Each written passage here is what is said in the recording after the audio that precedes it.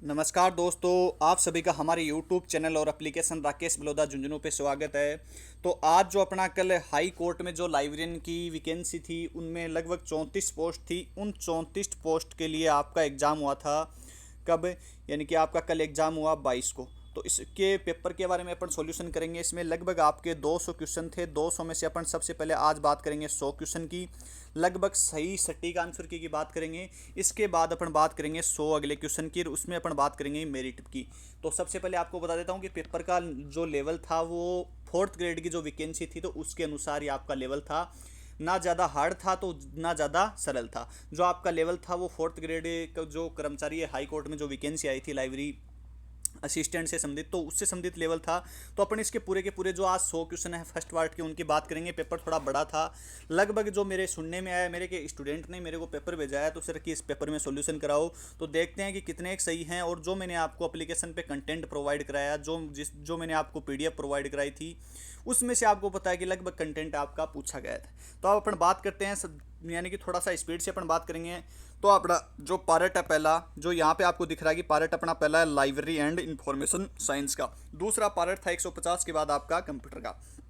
तो आपका पहला क्वेश्चन क्या है? अपने को क्वेश्चन सॉल्यूशन करने में भी लगभग ये मान के चलो कि 100 क्वेश्चन में कितना टाइम लग जाएगा, लेकिन कल पेपर में आपको पता है कि 200 क्वेश्चन करने भी थे, उनको भरने भी थे बच्चों को। तो उसमें बहुत सारे जो काफ़ी स्टूडेंट है उनका पेपर है वो छूट गया था।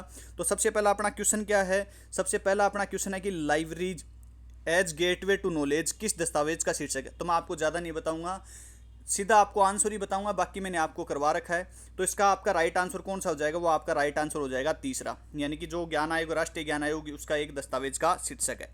इसके बाद अपन दूसरे की बात करते हैं। दूसरा अपना क्वेश्चन कौन सा है?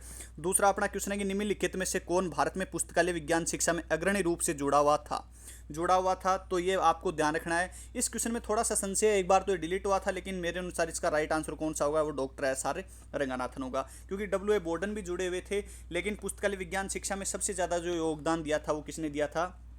डॉक्टर एस आर रंगनाथन ने। तो इसका यहाँ पे थोड़ा सा ध्यान रखना है। एक दो क्वेश्चन है जो आपको ऊपर नीचे करने, बाकी नहीं करने, बाकी क्लियर आंसर मिलेंगे आपको। इसके बाद अगला आपका क्वेश्चन कौन सा है कि पुस्तकालय विज्ञान के नियमों को इस प्रकार से वर्णित किया जा सकता है, यानी कि पुस्तकालय विज्ञान के जो 5 सूत्र हैं उनको अपन किस प्रकार से वर्णित कर सकते हैं। तो मैं सभी ऑप्शन ना पढ़ के आपको सीधा आंसर बता देता हूँ। तो इसका आपका राइट आंसर हो जाएगा, वो हो जाएगा पुस्तकालय प्रबंधन और प्रशासन के लिए दार्शनिक नींव है आपके पुस्तकालय में। जो भी प्रबंधन होता है, जो भी मैनेजमेंट होता है, जो भी प्रशासन या एडमिनिस्ट्रेटिव होता है, उसकी दार्शनिक नींव क्या है? आपके पुस्तकालय विज्ञान के 5 सूत्र हैं। इसके बाद अपन बात करते हैं अगले क्वेश्चन की। तो अगला आपका क्या है कि classical school of management thought के द्वारा शुरू किया गया था। तो ये किसके द्वारा शुरू किया गया था? ये आपका हेनरी फ्योल के द्वारा शुरू किया गया था। बिल्कुल राइट आंसर है इसका। इसके बाद अपन बात करते हैं कि मेग्रा हिल encyclopedia of science and technology का ऑनलाइन संस्करण क्या है? तो ये आपका राजस्थान लाइब्रेरियन 2022 में पूछा गया था। इसका क्या हो जाएगा? एक्सेस साइंस इसका ऑनलाइन संस्करण है। इसके बाद अपन अगले क्वेश्चन की बात करते हैं। तो अगला क्वेश्चन क्या आपका कि संदर्भ यानी कि सर्वप्रथम संदर्भ सेवा की अवधारणा किसने प्रस्तुत की थी? तो आपकी सैमुअल स्वीट ग्रीन ने की थी। किसने? सैमुअल स्वीट ग्रीन ने की थी। इसके बाद अपन बात करते हैं कि डिक्शनरी ऑफ नेशनल बायोग्राफी, यानी कि dictionary of national biography DNB में प्रमुख लोगों की जीवनी शामिल है। तो प्रमुख लोगों की किसकी है? ब्रिटिश जो व्यक्ति हैं उनकी जीवनी इसमें शामिल होती है। इसके बाद अपन बात करते हैं कि टीकेडीएल है। तो टीकेडीएल मैंने आपको बता रखा है कि आयुष व सीएसआईआर होता है। तो आयुष व सीएसआईआर यहाँ पे आपका राइट हो जाएगा इसका। इसके बाद अपन अगले क्वेश्चन की बात करते हैं। तो अगला आईएनबी की आवृत्ति मैंने आपको बार बार बता रखी है कि आईएनबी की आवृत्ति क्या होती है? आपकी मासिक होती है। क्या होती है? मासिक होती है। इसके बाद अपन बात करते हैं वेब इम्पैक्ट फैक्टर के बारे में। तो इसका भी राइट आंसर आपका कौन सा हो जाएगा? पी इन्वर्सन हो जाएगा। बिल्कुल राइट आंसर है इसका। इसकी सन भी आपको ध्यान रखनी है, वो जो मैंने आपको पहले बता भी दी थी। इसके बाद अगला क्वेश्चन है कि आस्क लाइब्रेरी एनीथिंग क्या उदाहरणा मूल रूप से किसके साथ जुड़ी हुई है? तो वो जुड़ी हुई है आपकी एएलए के साथ। किसके साथ जुड़ी हुई है? एएलए के साथ जुड़ी हुई है, यानी कि अमेरिकन लाइब्रेरी एसोसिएशन के साथ जुड़ी हुई है। पुस्तकालय से आप कुछ भी पूछ सकते हैं। इसके बाद अगला आपका कौन सा है? अगला आपका कौन सा है कि कौन सा digital library software New Zealand digital library ने विकसित किया था? तो इसका बिल्कुल राइट आंसर कौन सा हो जाएगा? यानी कि GSDL Greenstone digital library software है, वो उसका विकास किसने किया था? न्यूजीलैंड ने किया था। इसके बाद अपन बात करते हैं कि सामाजिक विज्ञान या जो आपका सोशल साइंस होता है वो किसका होता है? तो वो आपका क्या हो जाएगा? संचयन इसका क्या हो जाएगा? राइट आंसर हो जाएगा। इसके बाद अपन बात करते हैं कि पेटेंट के स्रोतों की पेटेंट एक मिनट पेटेंट के स्रोतों की विश्व निर्देशिका किसके द्वारा प्रकाशित की जाती है? तो वो आपकी किसके द्वारा प्रकाशित की जाती है? विपो के द्वारा। किसके द्वारा? विपो के द्वारा प्रकाशित की जाती है। इसके बाद अपन बात करते हैं कि जो जेम्स हाईवायर ने 3 सिद्धांत दिए थे आपके, रूढ़िवादिता, मध्यतम और उदार अनुदार, तो ये कौन सा हो जाएगा? आपका जेम्स हाईवायर हो जाएगा इसका बिल्कुल। सभी क्षेत्रों में पेटेंट है। इसके बाद अगला क्वेश्चन है आपका कि सभी क्षेत्रों में भारतीय पेटेंट में प्रकाशित होते हैं। तो सभी क्षेत्रों में जो भारतीय पेटेंट है वो भारतीय राजपत्र भाग 3 में होते हैं। इसके बाद अपन अगले क्वेश्चन की बात करते हैं। तो अगला क्वेश्चन कौन सा है? ये आपका राजस्थान जो असिस्टेंट प्रोफेसर में पूछा गया था कि जेड 39.50 जो मानक है निम्नलिखित में से किसके लिए है? तो वो आपका एक प्रकार का खोज एवं पुनः प्राप्ति के लिए, यानी कि सर्च एंड रिट्रीवल सर्विस के लिए आपका क्या है, ये एक मानक है। इसके बाद अपन बात करते हैं, इसमें 2-3 मानक पूछे गए थे लगभग आपके। तो ये क्वेश्चन भी आपका आ गया था, मिलियन बुक प्रोजेक्ट है वो किसके द्वारा? तो कार्नेगी मिलन यूनिवर्सिटी हो जाएगा। इसके बाद अगला क्वेश्चन कौन सा आपका, यानी कि लाइब्रेरी टू है। लाइब्रेरी 2 शब्द है वो किसने दिया था? तो माइकल केसी ने एक जो उनका क्रंच नाम का एक ग्रंथ था उसमें दिया था, तो ये ध्यान रखना। और जॉन बर्जर है वो वेबलॉग है। पॉल जी जरकोर्सी सूचना साक्षरता है। तो इस प्रकार से भी आप इसको काट के कर सकते थे। इसके बाद 2006 में जो आपका जी इंडेक्स था, एक है एच इंडेक्स। एक कौन सा है? H index. एच इंडेक्स के चक्कर में आपका ये होता है। और जी इंडेक्स कौन सा राइट आंसर होगा? जी इंडेक्स का कौन सा होगा? लियो हेंगे। तो इसको ये बिल्कुल राइट आंसर हो जाएगा। इसके बाद अपन बात करते हैं कि समुद्री विज्ञान का राष्ट्रीय सूचना केंद्र है जो NICMAS है वो कहाँ पे स्थित है? तो वो आपका कहाँ पे स्थित है? वो आपका गोवा में है। कहाँ पे? गोवा में स्थित है। बिल्कुल जो स्टूडेंट ने पेपर भेजा है बहुत ही अच्छे क्वेश्चन कर रखे हैं। इसके बाद अपन बात करते हैं कि डॉक्टर एस आर रंगनाथन को कब भारत सरकार द्वारा पद्मश्री अवार्ड दिया गया था? तो आपको सबको पता है, सन 1957 में। इसके बाद अपन बात करते हैं अगले क्वेश्चन की। तो अगला क्वेश्चन कौन सा है कि 1993 में, यानी कि 1993 में प्रथम ग्रेस साहित्य सम्मेलन GL फर्स्ट कहाँ आयोजित किया गया था? तो ये किया गया था आपका नीदरलैंड में, एम्स्टर्डम नीदरलैंड में आयोजित किया गया था। तो उसको आप देख लेना। इसके बाद अपन अगले बात करते हैं कि DDC में दशा संबंध का प्रयोग, तो मैंने आपको बार बार बता रखा है 14 संस्करण होगा। तो इसका राइट आंसर 14 ही है, 11 ना माने, क्योंकि राइट आंसर 14 है वो एक एग्जाम में पहले आपका KVS में माना गया है। इसके बाद अपन बात करते हैं कि नेशनल, यानी कि भारत में नेशनल सेंटर ऑफ बिब्लियोमेट्रिक्स की स्थापित कब किया गया था? तो ये आपका स्थापित है वो सन 1988 में किया गया था भाई। ये 1988 में आपका क्या किया गया था? स्थापित किया गया था। अब अपन बात करते हैं लाइब्रेरी हेराल्ड, तो मासिक पत्रिका है जो दिल्ली से प्रकाशित होती है, तो इसका दिल्ली हो जाएगा राइट आंसर। इसके बाद अपन बात करते हैं अगले क्वेश्चन की। तो अगला क्वेश्चन क्या है कि निम्नलिखित में से कौन सी तुल्यकालिक आभासी सेवा नहीं है? तो आपकी ये 3 कौन सी जो सिंक्रोनस होती है, नोट सिंक्रोनस पूछा है, वर्चुअल रेफरेंस सर्विस, तो ये आपकी कौन सी हो जाएगी? ईमेल नहीं है। बाकी आपकी सारी क्या है, एक सिंक्रोनस सेवाएं हैं। इसके बाद अपन बात कर रहे हैं कि अगला कौन सा पूछ रहा है? अगला पूछ रहा है सीलिप। अगला सीलिप की फुल फॉर्म है, तो slip chartered institute of library and information professional होता है, ना कि पर्सनल। कई पर्सनल टेक के आगे बच्चे, तो उसका वो क्या हो जाएगा? गलत हो जाएगा। इसके बाद अपन बात करते हैं कि स्टॉप वर्ड सूची की अवधारणा, तो स्टॉप वर्ड सूची की है वो कीवर्ड इंडेक्सिंग में दी गई है। कीवर्ड इंडेक्सिंग में आपकी दी गई है, तो ये आपको ध्यान रखना है। इसके बाद ओंटोलॉजी होता है, तो वो प्रलेखों का वर्गीकरण, इंटरनेट पर आधारित प्रलेखों का वर्गीकरण क्या कहलाता है? ओंटोलॉजी कहलाता है। इसके बाद अपन बात करते हैं कि कोलन क्लासिफिकेशन में आपको क्या है कि पैथोलॉजी, रोग, परिवहन, संकर आदि किस 4 के लिए उपयोग समर्थी सहायक, तो 4 प्रकार के जो समर्थी सहायक होते हैं उनमें से आपका ये कौन सा होता है? तो सेमोनिल नेमोनिक्स होता है, सेमिनल नेमोनिक्स कहलाता है। इसके बाद अपन बात करते हैं अगला, तो अगला क्या है? साइबर स्पेस, तो ये सबको पता है विलियम गिब्सन हो जाएगा। साइबर स्पेस जो पद किसके द्वारा गढ़ा गया था? तो विलियम गिब्सन हो जाएगा। इसके बाद अपन बात करते हैं अगले क्वेश्चन की। तो सूचना का, यानी कि सूचना का आंतरिक मूल्य इसके संचार और पुण्य प्राप्ति नहीं थे, तो ये बिल्कुल राइट आंसर हो जाएगा। इस बंदे का पहला राइट आंसर है। इसके बाद अपन बात करते हैं कि रविंद्रनाथ टैगोर पर, तो रविंद्रनाथ टैगोर पर आपका सीडेक और प्लस ट्रिपल आलफ ये दोनों काम कर रहे हैं, तो इसमें ट्रिपल आलफ इसका क्या हो जाएगा? राइट आंसर हो जाएगा। ट्रिपल आलफ इसका राइट आंसर है। इसके बाद अपन बात करते हैं कि गेहूँ ऋण शैक्षिक विनिमय जो कार्यक्रम है वो कब शुरू किया गया था? तो ये आपका शुरू किया गया कब? सन 1951 में। यानी कि द वेट लोन एजुकेशन एक्सचेंज प्रोग्राम है वो शुरू किया गया सन 1951 में। वेब मानकों के विकास में रख रखाव में जिम्मेदार कौन है? तो वो आपका कौन सा है? W3C। कौन सा है? W3C है। मद्रास विश्वविद्यालय की स्थापना, तो मद्रास विश्वविद्यालय पुस्तकालय कब स्थापित किया गया? सन 1907 में। कब स्थापित किया गया? सन 1907 में स्थापित किया गया था। बूलियन ऑपरेटर यह है कि बूलियन ऑपरेटर एंड से संबंधित है, तो एंड है वो योजक से संबंधित है। किससे संबंधित है? योजक से संबंधित है। इसके बाद अपन बात करते हैं अगले क्वेश्चन की। तो अगला कौन सा आपका कि भारत में डिजिटल जो डिलीवरी ऑफ बुक एक्ट है सन 1954 है, सबको पता है ये तो 1954 है। इसके बाद अपन बात करते हैं कि डीडीसी में संस्करण में डीवी के नाम से शीर्षक मिला था, तो वो 15 संस्करण हो जाएगा। कौन सा? 15वां संस्करण। इसमें ना तो रिप्रिंट दिया है ना प्रिंट दिया, 15वां ही दिया, तो आपका 15वां राइट आंसर हो जाएगा। इसके बाद बात करते हैं कि पुस्तकालय वर्गीकरण की गतिशील यानी कि डायनेमिक थ्योरी ऑफ जो क्लासिफिकेशन है मैंने आपको करवा रखा बहुत अच्छे से, तो डॉक्टर एस.आर. रंगनाथन हो जाएगा, इसका बिल्कुल राइट आंसर है। इसके बाद बात करते हैं भित्ति चित्र है, यानी कि भित्ति चित्र कौन सा बना? वॉल फीचर सिद्धांत है, काउ केव सिद्धांत है, ये सारे के आपके पक्ष अनुक्रम के सिद्धांत है। क्या है? पक्ष अनुक्रम या फैक्टर जो है इसके सिद्धांत हैं। इसके बाद अपन बात करते हैं डीआरटीसी की। तो डीआरटीसी का क्या? डीआरटीसी स्थापना सन 1962 में हुई थी, लेकिन अप्रैल 1962 के आसपास। कौन सी? अप्रैल 1962। तो इसका थोड़ा सा संशय बना हुआ है, आप देख लेना अपने अनुसार, लेकिन अप्रैल 1962 इसका क्या है? राइट आंसर है। बाकी बोर्ड क्या मानता है वो अपन बाद में देखेंगे। अब अगला क्वेश्चन है कि सर्च इंजन निम्नलिखित में से कौन सा सर्च इंजन का घटक नहीं है? तो इंडेक्स आपका होता है, पुनः प्राप्ति तंत्र खोज होता है, स्पाइडर होता है, लेकिन आपका प्राकृतिक भाषा तकनीक क्या नहीं होता है? इसका घटक नहीं होता है। इसके बाद अपन बात करते हैं कि लाइब्रेरियनशिप के 5 सूत्र। लाइब्रेरियनशिप के 5 सूत्र किसने दिए थे? तो ये हो जाएगा गोरमैन और क्रॉफर्ड ने दिए थे आपके, तो इसका ध्यान रखना। ये इस बंदे का भाई गलत हो गया यहाँ से। इसके बाद अपन बात करते हैं कि 2002 में सीलिफ यानी कि सीलिप ये रहा, 2002 में सीलिप ने किस संस्था लाइब्रेरी एसोसिएशन के साथ? तो आईआईएस के साथ जोड़ा था, तो ये आपका आईआईएस हो जाएगा, बिल्कुल राइट आंसर हो जाएगा। इसके बाद अपन बात करते हैं कि ओपन एक्सेस, तो आपका तीसरा सूत्र है।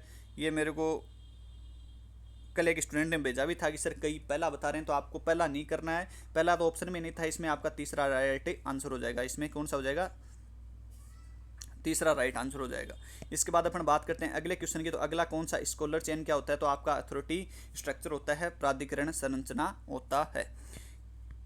इसके बाद अगला कौन सा है? इनफ्लिमनेट यानी कि इनफ्लिमनेट द्वारा नियमित आयोजित राष्ट्रीय सम्मेलन कौन सा है? तो वो कौन सा हो जाएगा? आपका कैलिबर हो जाएगा। कौन सा हो जाएगा? कैलिबर हो जाएगा, तो इसको ध्यान रखना है। इसके बाद अधिक तीव्रता यानी कि कई बच्चों ने इसको गलत कर दिया, अधिक तीव्रता यानी कि और छोटे विस्तार के विषय को क्या कहते हैं? तो वो मूल विषय नहीं होता, वो क्या होता है? सूक्ष्म विषय, इसको बोलते हैं माइक्रो सब्जेक्ट। क्या होता है? माइक्रो सब्जेक्ट होता है। जो लगभग क्वेश्चन है मैंने आपको अपने एप्लीकेशन पे भी आपको पीडीएफ प्रोवाइड करवाई थी, लगभग 6 से 7 हज़ार क्वेश्चनों की, जो अपने स्टूडेंट जुड़े हुए हैं कोर्स वगैरह में। सेकंड ग्रेड का बहुत अच्छा कंटेंट है, वो तैयार कर लिया हमारी टीम ने। अब जल्दी आपके लिए यूट्यूब पे भी और साथ में एप्लीकेशन पे भी आपको प्रोवाइड किया जाएगा। इसके बाद ये दोबारा क्वेश्चन शायद रिपीट हो गए बच्चे से पीडीएफ बनाने में, चलो कोई नहीं। हाँ, यहाँ से स्टार्ट है। तो यहाँ पे कौन सा निम्नलिखित में से किसने 2012 में अपना प्रिंट फॉर्मेट प्रकाशित करना बंद कर दिया था? तो मैंने आपको बता दिया था, इंसाइक्लोपीडिया ब्रिटेनिका के बारे में आपको मैंने पूरा बता रखा है कि 2010 क्या है, 2012 क्या है, 1768 क्या है, किस कौन प्रकाशन करता है, कितने भाग हैं, प्रोपीडिया क्या है, माइक्रोपीडिया क्या है, इसके बारे में मैंने आपको पूरा बता रखा है। सूचना नेटवर्क यानी कि सूचना नेटवर्क जो यूनाइटेड यूके में विश्वविद्यालय कॉलेजों को जोड़ता है, तो वो कौन सा हो जाएगा? Joint academy network. कौन सा हो जाएगा? Joint academy network, joint network. पुस्तकालय सूचना विज्ञान में पहले एमफिल है या पीएचडी पूछ ले, वो आपका कौन सा हो जाएगा? दिल्ली विश्वविद्यालय। कौन सा? एमफिल हो जाएगा, पीएचडी है तो वो सारा आपका यही हो जाएगा। इसके बाद अपन बात करते हैं अगले क्वेश्चन की। तो अगला अपना क्वेश्चन है ये जो अपने असिस्टेंट प्रोफेसर में पूछा गया, किस समिति में सिफारिश पर इंपीरियल लाइब्रेरी कॉपीराइट? तो आपकी रिची समिति सन 1926 हो जाएगी। इसके बाद अपन बात करते हैं उस भारतीय लाइब्रेरियन का जिसको खान बहादुर की, तो खान बहादुर के बारे में मैंने आपको पूरा बता रखा है। कौन हो जाएंगे? कि अहमदुल्ला खां। कब से कब तक रहे थे? सन 1900 जो आपके ये क्या थे? तो ये सचिव भी थे, यानी कि 1930 से लेकर 1947 तक रहे थे जब तक। और उसके बाद अपने कौन आ गए थे? उसके बाद जो अपना इंपीरियल लाइब्रेरी ऑफ इंडिया था उसको राष्ट्रीय पुस्तकालय का दर्जा दे दिया गया change of the name act के द्वारा, और उसके बीएस केशवन प्रथम अध्यक्ष बन गए थे। तो ये 1933 में अपने जो आईएलए की स्थापना हुई थी इंडियन लाइब्रेरी एसोसिएशन के, उसके जो प्रथम सचिव हैं वो भी यही थे। ये बार बार क्वेश्चन आ रहा है, ये इस बार आने की संभावना रहेगी कि प्रथम सचिव से संबंधित। क्लासिफाइड कैटलॉग कोड के बारे में पूछ रहा है, तो आपका सीसी क्लासिफाइड कैटलॉग कोड सन 1934 हो जाएगा, राइट आंसर। इसके बाद अपन बात करते हैं अगले की इनकनुबुला। तो आपका 1500 एडी से जो पहले की पुस्तकें थी उनको इनकनुबुला बोलते हैं। या जो स्टीवन हर्नार्ड है का संबंध है, तो वो किससे संबंधित है? वो ओपन एक्सेस पहल से संबंधित है, यानी कि ओपन एक्सेस इनिशिएटिव से संबंधित है। बंदे ने पहले तो इंटरनेट किया लेकिन बाद में ये कर दिया, तो यहाँ पे आप देख सकते हो। इसके बाद है वो मार्क 21 में, तो मार्क 21 में 300 क्या होता है? फिजिकल जो डिस्क्रिप्शन है उससे संबंधित होता है, तो ये आपको ध्यान रखना है। इसके बाद अपन बात करते हैं कि पुस्तकालय में ये थोड़ा सा देखो, आपको कईयों ने मेरे को बच्चों ने स्क्रीनशॉट भेजा कि सर इसमें क्या है कि पुस्तकालय पदानुक्रम में नीतियों के निष्पादन के लिए प्रबंधन का कौन सा स्तर जिम्मेदार है। तो ये जो स्तर है वो जिम्मेदार कौन सा है, तो ये आपका जो मिडिल स्तर है या मध्य स्तर है वो इसका जिम्मेदार है, क्योंकि ये क्वेश्चन आपका लगभग 2013 में एक एग्जाम में पूछा गया क्वेश्चन है, और उस एग्जाम के क्वेश्चन में इसका राइट आंसर माना था वो यही है, और इसका राइट आंसर भी यही है, क्योंकि नीतियों को बनाने का जो काम होता है या जो पॉलिसियों का निर्माण होता है वो तो आपका कौन सा करता है, टॉप लेवल करता है, लेकिन इसका जो काम है इनको निष्पादन करने का काम है, या जो कोई भी पुस्तकालय है उसमें निष्पादन किया गया है या उस नीतियों को क्रियान्वित करने का जो जिम्मेदार होता है वो कौन सा होता है, मध्य स्तर होता है। तो इसका राइट आंसर कौन सा है, मध्य स्तर। इसके बाद कौन सा, उपचार, रोग, कैंसर, खून इंगित कौन से करता है, तो जो ये किसको इंगित करता है, तो इसमें हो जाएगा आपका जो बीज शीर्षक या इसको बोलते हैं कर्नेल टाइटल होता है वो इसको क्या करता है, इंगित करता है। इसके बाद ये आपका थोड़ा सा प्रैक्टिकल से पूछा गया क्वेश्चन है कि ACR2 के अनुसार आप बर्नार्डो अंगस्टाइन डी वोटो कैसे प्रस्तुत करेंगे। तो आपको पता है कि लास्ट वाला तो पहले आएगा, तो लास्ट वाला जिसमें भी बाद में है ना वो तो आपका कट ही जाएगा। अब इसमें वोटो है तो ये तो कट ही गया। अब आपके दो ऑप्शन दो बचे थे, अब डी वोटो ये भी सही है, डी वोटो ये भी सही है, लेकिन इसमें आपको ध्यान रखना है इसको भी चेंज करना था। तो इसको चेंज करने से मतलब होता है कि इसको चेंज करते आपका ये आ जाएगा, लेकिन इसको आप ऐसे कैसे लिख के और इसको ऐसे आगे चेंज कर देते, इसको जो ये है इसको इसके आगे लिख देते, तो इसका राइट आंसर कौन सा हो जाएगा, ये है राइट आंसर। इसका जो चौथा है वो राइट आंसर है।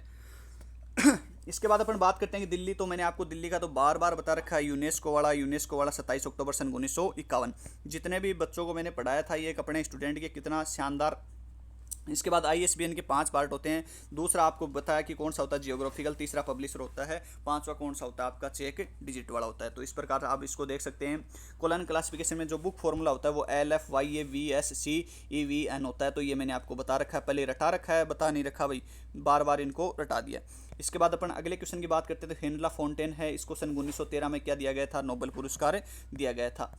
और सिक्कों पर है तो सिक्के आपको पता है कि प्रथम बार काम में ले जाते हैं, तो आपका कौन सा हो जाएगा, प्राथमिक स्रोत हो जाएंगे। इसके बाद बात करते हैं कि कंप्यूटर डेटाबेस में संग्रहित अभिलेखों के संग्रहित करने, देखो इसमें दो हैं, एक तो संग्रहित करने, खोजने, पुनः प्राप्त करने की तकनीक को क्या कहते हैं, तो इसको कहते हैं DBMS। क्या कहते हैं, DBMS कहते हैं। तो इसका बिल्कुल राइट आंसर कौन सा हो जाएगा, डेटाबेस मैनेजमेंट सिस्टम। तो ये आपको ध्यान रखना है। इसके बाद अपन बात करते हैं कि मुक्त सामग्री प्रबंधन सॉफ्टवेयर, तो ये ड्रूपल है। तो ड्रूपल आपका क्या हो जाएगा, डेट्रॉइस बॉय ट्रॉइट्स, तो ये इसका राइट आंसर हो जाएगा।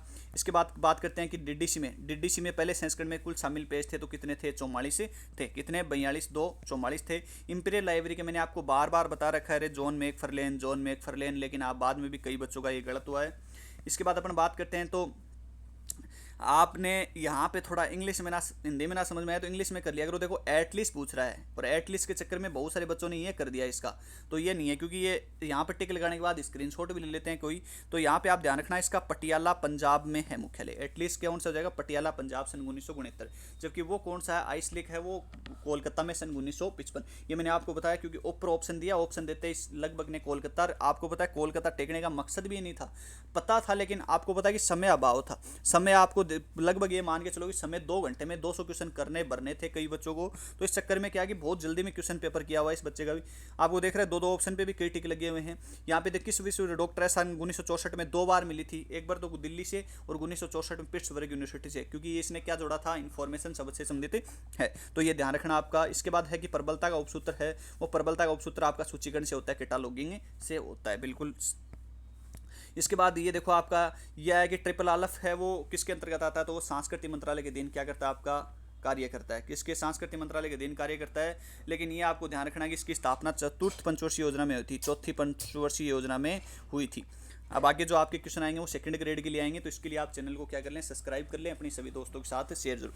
हैदराबाद का देखो यहाँ पे कन्फ्यूज हो गए थे, तो ये हैदराबाद पब्लिक लाइब्रेरी जो एक्ट सन 1955 में अब जाना जाता है, तो वो हैदराबाद वाला है, वो आपका आंध्र प्रदेश है। अब पता नहीं इसमें कौन सा है, लेकिन इसमें किया कौन है, लेकिन ये देखो आंध्र प्रदेश है, क्योंकि आंध्र प्रदेश सन 1960 में कर्नाटक है उसका नाम था मैसूर, उसका नाम क्या था, मैसूर। तो इस चक्कर में आपका आंध्र प्रदेश का राइट आंसर हो जाएगा। इसके बाद मानक है, एक मानक पहले पूछ लिया था, एक अब आ गया मानक IS 1553 1989 संबंधित है, तो वो पुस्तकालय भवन के डिजाइन और पुस्तकालय भवन के निर्माण से संबंधित होता है। इसके बाद अपन बात करते किस वर्ष में इंडेक्स इंडियाना वार्षिक प्रकाशन प्रकाशित की गई। तो जहाँ पे आपको समय अभाव होता है वो क्वेश्चन यहाँ पे गलत होते हैं। इसका प्रकाशन कार्य तो सन 1977 में कर दिया गया था, लेकिन 1981 में इसका जो कार्य है वो वार्षिक रूप से, क्योंकि 1977 में क्या था, 13 मासिक था। तो ये ध्यान रखना आपको, 13 मासिक था। इसके बाद इसका प्रकाशन कार्य है वो 1981 से वार्षिक कर दिया गया, तो ये ध्यान रखना है। इसके बाद देखो, इसके बाद यहाँ पे भी एक क्वेश्चन है कि इनसाइक्लोपीडिया ऑफ अमेरिकाना का अंतिम संस्करण मुद्रित कब प्रकाशित हुआ। बंदे ने पहले इसके चक्कर में, किसके चक्कर में, यानी कि आपका ब्रिटेनिका के चक्कर में 2012 के टिक लगा। उसके बाद पता चला कि अमेरिकाना पूछ रहा है, तो अमेरिकाना के चक्कर में कौन सा हो गया, सन 2006 इसका राइट आंसर होता है। 20 स्पीकिंग क्या होता है, रिजर्वेशन ऑफ ए बुक होता है, तो ये आपका ये क्या हो जाएगा, पुस्तकों का आरक्षण। इसके बाद अभिविन्यास क्या, ओरिएंटेशन बोलते हैं इसको, पाठकों का शुरुआत का तात्पर्य क्या है, तो आपका क्या हो जाएगा, आप एक अभिविन्यास या ओरिएंटेशन, तो इसको ध्यान रख लेना। इसके बाद निम्न में से वर्गाचार्य नहीं है, तो वर्गाचार्य कौन नहीं होता, जो कोई भी वर्गीय गणपति नहीं बनाता। एच.सी. ब्लिस ने बनाई है, डॉक्टर एस.आर. रंगनाथ ने बनाई है, डेवी ने बनाई है, लेकिन इन्होंने नहीं बनाई। ये क्या है कि ग्रामर यानी कि व्याकरणाचार्य है ना, कि वर्गीकरण करता है। तो ये आपका क्या हो जाएगा, इसका राइट आंसर, राइट लगा लेना भाई। इसके कौन सा हो जाएगा, W.C. वेरविक शेयर्स हो जाएगा। इसके बाद अपन बात करते हैं कि प्रेंटल कैटलॉगिंग इस प्रकार से जाना जाता है, तो ये आपका कौन सा हो जाएगा, कैटालॉगिंग इन पब्लिकेशन। कौन सा हो जाएगा, कैटालॉगिंग इन पब्लिकेशन। अब पढ़ने में इतना समय लग गया तो आप सोचो कि करने में कितना समय लगता है। पुस्तकालय त्रिमूर्ति क्या है, पाठक पुस्तक कर्मचारी, तो पाठक पुस्तक कर्मचारी इसका क्या हो जाएगा, राइट आंसर हो जाएगा। पत्रिका है नहीं, कार्मिक सूक्ष्म दस्तावेज होते नहीं है, तो इसका बिल्कुल राइट आंसर हो जाएगा। इसके बाद क्लास इंडेक्स है, तो क्लास इंडेक्स है वो क्लास नंबर से बनती है, कौन से, क्लास नंबर से, तो इसका राइट आंसर ये हो जाएगा। इसके बाद अपन बात करते हैं कि कौन सा संघ, जो संघ है, संगठन है, वो यूडीसी, तो यूडीसी आपका क्या हो जाएगा, फीड हो जाएगा। इसका क्या हो जाएगा, फीड आपका राइट आंसर हो जाएगा। रूटिंग ऑफ पीरियडिकल्स मैंने आपको बार बार बताया है रे, वर्तमान जागरूक सेवाएं होती हैं, क्या होती है, वर्तमान जागरूक सेवाएं होती है। रूटिंग ऑफ जर्नल से संबंधित है, तो ये आपका क्या हो जाएगा, बिल्कुल राइट आंसर सी हो जाएगा। अब इसमें आपको अपना स्कोर बताना है कि सर कितना स्कोर रहा है, तो इसमें कौन सा आपका डीडीसी, जो डीडीसी में क्या पूछ रहा है, कॉमन आइसोलेट पूछ रहा है, तो कॉमन आइसोलेट कौन सा होता है, स्टैंडर्ड सब डिवीजन, 17वें संस्करण, तो इसका राइट आंसर हो जाएगा डी हो जाएगा। इसके बाद अपन बात करते हैं कि अगले क्वेश्चन की, तो अगला क्वेश्चन कौन सा है कि समूह में औपचारिक रूप से जाना जाता है। तो समूह है यानी कि बहुत सारे समूह होते हैं, उसको अपन बोलते हैं बंडल हो, तो क्या हो जाएगा, विषय बंडल, यानी कि सब्जेक्ट बंडल हो जाएगा, इसका राइट आंसर। इसके बाद बात करते हैं कि उपयोगकर्ता शिक्षा, तो पीबी कनेफ है, इसको थोड़ा सा यूजर एजुकेशन को देख लेते हैं। इधर यूजर एजुकेशन का जनक है, तो वो कौन है, पीबी कनेफ है, तो इसको ध्यान रखना।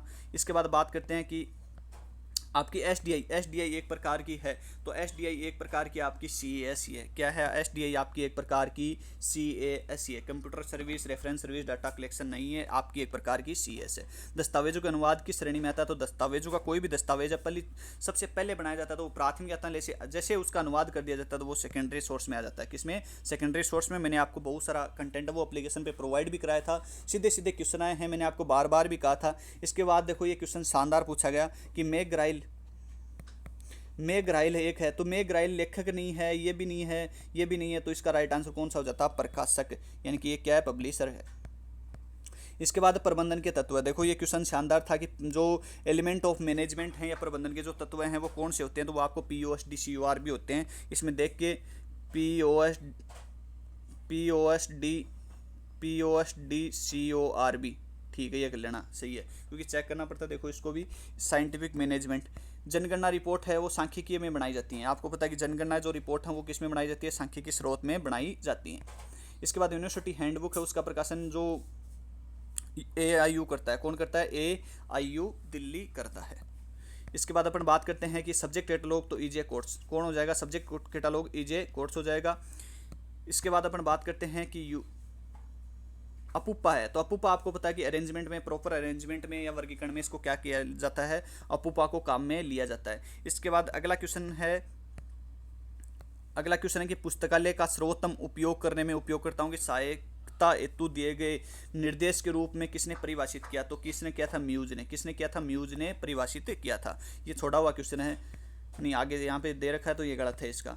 इसके बाद अगला है कि पुस्तक पत्रिकाएं स्टाफ के वेतन के खर्चा प्रतिवर्ष दोहराए जाते हैं, तो इसको क्या बोलते हैं, इसको बोलते हैं आपका रिक्यूरिंग ग्रांट, रिक्यूरिंग ग्रांट बोलते हैं इसको। तो आवर्ती खर्च, जो नॉन आवर्ती खर्च होता है वो बिल्डिंग बनाने में या पुस्तकालय में किसी भी प्रकार की आवश्यकता पड़ती है, चाहे वो फर्नीचर लेके आने में हो, कंप्यूटर हो गया, लैपटॉप हो गया, किसी भी प्रकार की आवश्यकता, पर्दे लगाने हैं धूप से बचाने के लिए, तो इस प्रकार का होता है वो, तो गैर आवर्ती खर्च होता है। ये आपका खर्च कौन सा होता है, रिक्यूरिंग ग्रांट होता है, इसको बोलते हैं आपका आवर्ती खर्च।